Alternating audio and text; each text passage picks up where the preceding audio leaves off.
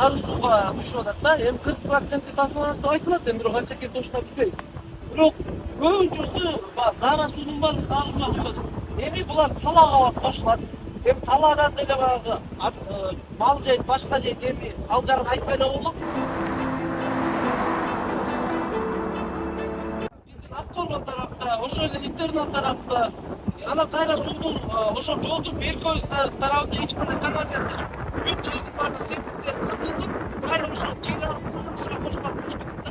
Андан тышкары ошолор канализация кошулат десең эле станцияга бүткөйт. Эми ушул станцияга чөмөл акча берип коюп, качан өзүнүн берет. Дагы эле бизде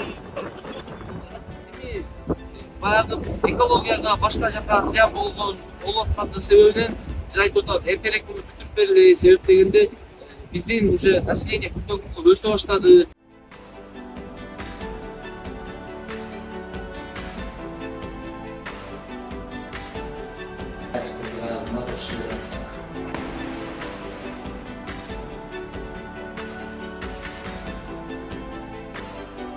Бир миң тогуз жүз алтымыш жетинчи жылдардан 75 жылга чейинки салынган азыркы учурда эскилиги жетип баягы физический устарел деп коет, жанагы өзүнүн техникалык жүрүшүн аткарып бүттү да. Ошол жерге толук чогулат дагы, ошол жерге атайын жабык типтеги саркынды суу жай салынат. Азыркы учурда батыш, чыгыш аймагындагы жалпы документациялар ошондой эле чиймелер толук даярдалып, булардын баары бизде шаардык архитектура менен жанагы тиешелүү уруксат кагаздарын алууга жөнөтүлдү.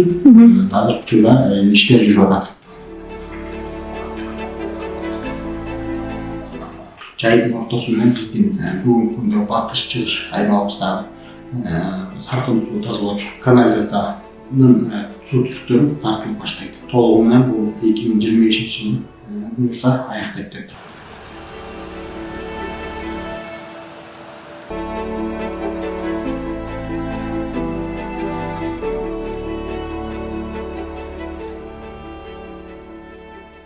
Калктын саны өстү.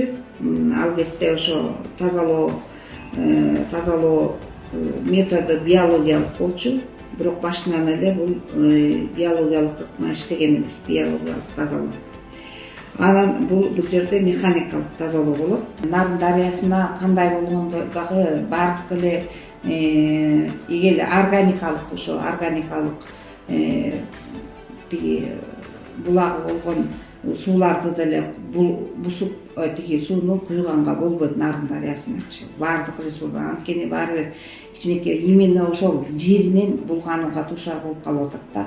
Анан биз эгер улам эле ошол таштандыларды салып же тиги пласт сууларды куя берсек, Нарын дарыябыздын экологиясына, анын өсүмдүктөр, жаныбарлар дүйнөсүнө, өзүнүн ичиндеги суунун курамын, суудагы жашаган ошолорго таасир берет.